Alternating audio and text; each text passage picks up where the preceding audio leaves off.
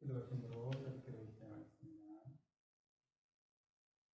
하나님 아버지 은혜를 감사합니다.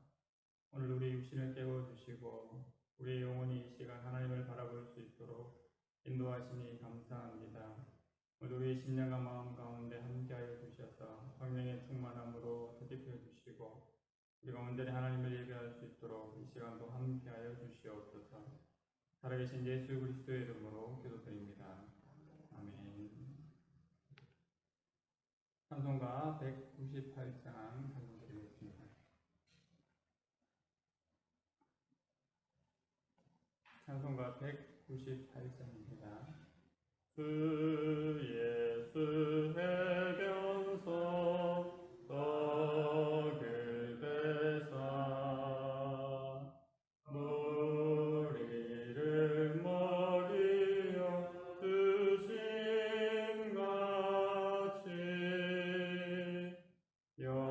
영생의 양식을 나에게도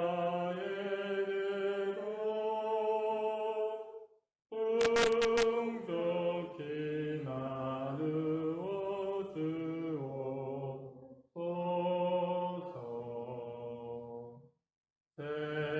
생명의 말씀인 나의 주여 목말라 주님을 찾나이다.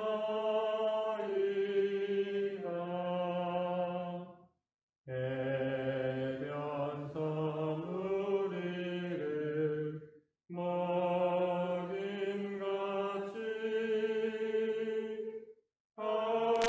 갈급한 내 심령 채우소서. 내 주여 진리의 말씀으로 사슬에 얽매인 날 푸시사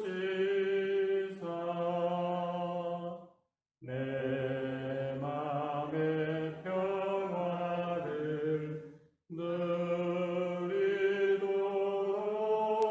누리도록 영원한 생명을 주옵소서.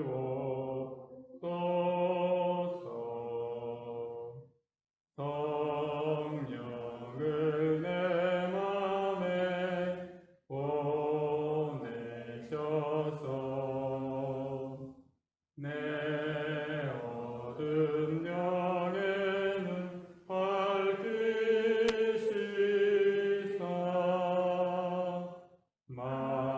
말씀에 감추인 참 진리를 깨달아 알도록 하옵소서.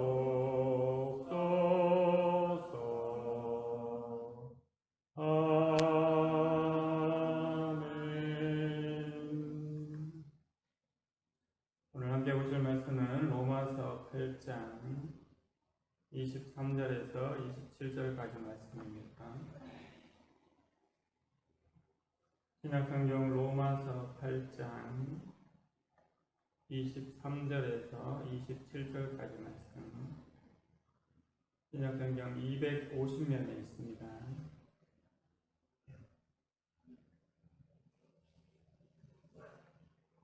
말씀을 한 절씩 교독하겠습니다. 23절입니다. 그뿐 아니라 또한 우리 곧 성령의 처음 익은 열매를 받은 우리까지도 속으로 탄식하여 양자 될 것 곧 우리 몸의 속량을 기다리느니라.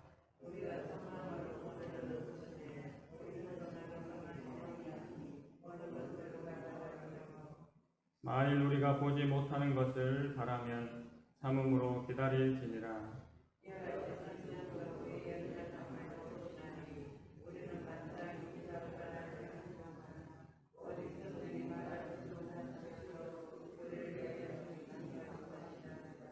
함께 읽습니다. 마음을 살피시는 이가 성령의 생각을 아시나니 이는 성령이 하나님의 뜻대로 성도를 위하여 간구하심이니라.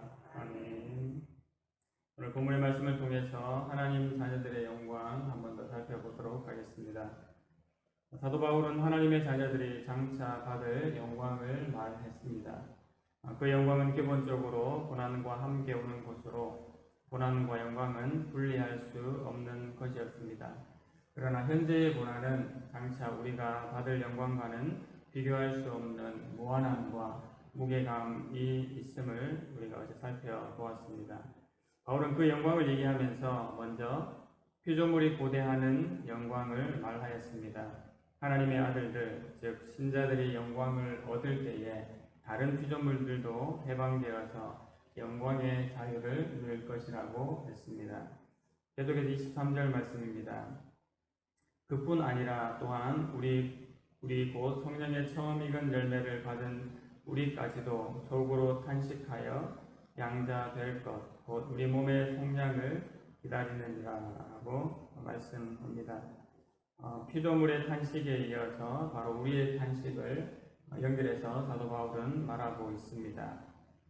사도 바울은 성령의 처음 익은 열매를 받은 우리라는 말을 23절에서 사용하고 있습니다. 이 말은 성령으로 말미암아 우리가 첫 열매를 맛보았다라는 의미입니다. 성령님이 임할 때에 우리는 하나님의 영광을 맛보고 누리게 됩니다. 우리가 이미 성령으로 말미암아 그 은혜를 체험하였고 또 지금도 그 은혜를 누리며 체험하고 있습니다. 그리고 계속 그 다음 열매를 기대할 수가 있게 되지요. 그러므로 성령을 인해서 우리가 하나님의 영광을 알고 맛보게 되는 것입니다. 그런데 그러한 우리가 양자 될 것과 우리 몸의 속량을 기다린다고 했습니다. 우리가 하나님의 은혜로 양자 되는 것 그리고 몸의 속량을 기다린다는 것은 이해가 되지만 탄식한다는 것은 우리에게 다소 부정적인 인상을 줍니다. 하지만 이것은 그 하나님의 영광을 바라보면서 탄식하는 것으로 불신자들이 신음하거나 탄식하는 것하고는 차원이 다른 것입니다. 바로 그 하나님의 영광을 속히 맛보기를 원하는 마음으로 갈망하는 마음으로 하는 성도의 탄식을 말하고 있습니다. 불신자들은 그렇지가 않습니다. 어떤 일이 마음대로 되지 않을 때 세상을 못 살겠다라는 식으로 하소연하고 탄식하는 것입니다. 하지만 성도된 우리가 하나님 앞에 탄식하는 것은 그런 탄식이 아니라 장차 있을 하나님의 그 영광을 바라보면서 하는 탄식을 오늘 본문이 말하고 있습니다. 신자가 어떻게 생각하고 말하게 됩니까? 이 땅에서 성령을 통하여 하나님의 영광을 누리는 것도 좋아하지만 장차 우리에게 임할 그 영광을 더욱 소망하며 바라본다는 것으로 분명히 생각을 하게 됩니다. 그러므로 신자된 우리는 우리에게 주어진 삶을 살아갈 때에 이 힘들고 지긋지긋한 삶을 빨리 청산하겠다는 그런 자세로 이 세상의 삶을 살아가는 것이 아닙니다. 더 큰 소망과 유업이 분명 우리에게 있지만 하나님께서 이 땅의 삶을 허락하실 때 이 땅의 삶을 통하여 주신 사명을 하나님의 뜻대로 잘 감당하는 것도 영광스러운 것으로 알고 살아가는 자세가 마땅한 것이지요. 그래서 우리 신자의 고대하는 바는 이 힘든 육신의 삶을 벗어버리는 것이 아니라 성령으로 덧입는 새로운 삶, 또 부활의 몸을 덧입고자 하는 삶이라고 말하였습니다. 그래서 계속해서 24절, 25절에서 무엇이라고 말하고 있습니까? 우리가 소망으로 구원을 얻었음에 보이는 소망이 아니니 보는 것을 누가 바라리요? 만일 우리가 보지 못하는 것을 바라면 참음으로 기다릴지니라 라고 사도 바울은 계속해서 말하고 있습니다. 눈에 보이는 소망이 아닌 보이지 않는 것을 바란다면 참으면서 기다려야 한다고 말하고 있습니다. 그렇게 하는 것이 마땅하지요. 갈망함과 고대함의 탄식이 있을지라도 그것을 참게 되면 무한한 하나님의 영광에 참여하게 되는 것을 우리가 분명히 기억해야 할 것입니다.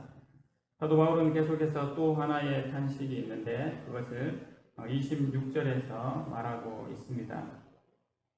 26절 말씀에 이와 같이 성령도 우리의 연약함을 도우시나니 우리는 마땅히 기도할 바를 알지 못하나 오직 성령이 말할 수 없는 탄식으로 우리를 위하여 친히 간구하시느니라 하고 말씀합니다.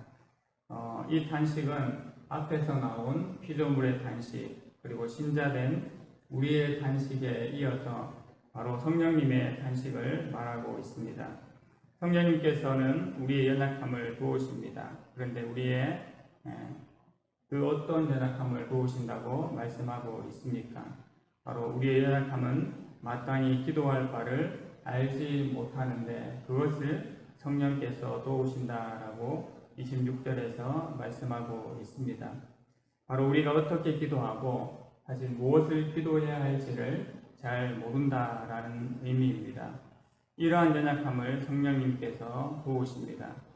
우리 안에 성령님께서 기도하심으로 특별히 말할 수 없는 탄식으로 우리를 위해 간구하시지요.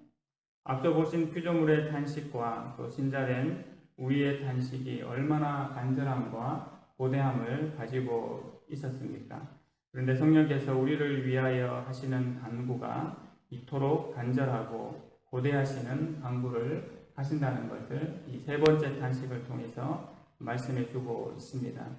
그러므로 우리가 얼마나 든든하며 또 우리가 기도하는 것도 중요하지만 하나님을 더욱 잘 아시는 성령께서 나를 위하여서 신자된 우리를 위하여서 간구하신다는 것이 얼마나 큰 은혜인지를 이 26절 말씀을 통해서 우리가 다시 한번 깨닫게 됩니다. 그 간구하심을 하나님께서 외면하시겠습니까? 아니지요. 절대로 그러할 수가 없습니다. 27절 말씀에 마음을 살피시는 이가 성령의 생각을 아시나니 이는 성령이 하나님의 뜻대로 성도를 위하여 간구하심이니라 라고 말씀합니다. 세번역 성경으로 보면 사람의 마음을 꿰뚫어 보시는 하나님께서는 성령의 생각이 어떠한지를 아십니다. 성령께서 하나님의 뜻을 따라 성도를 대신하여 간구하시기 때문입니다 라고 설명해 주고 있습니다. 그러하기 때문에 우리에게 무엇이 유익하겠습니까? 성령의 말할 수 없는 탄식으로 말미암아 마땅히 기도하고 하나님의 뜻을 구할 수 있도록 바로 우리를 도우신다는 사실입니다.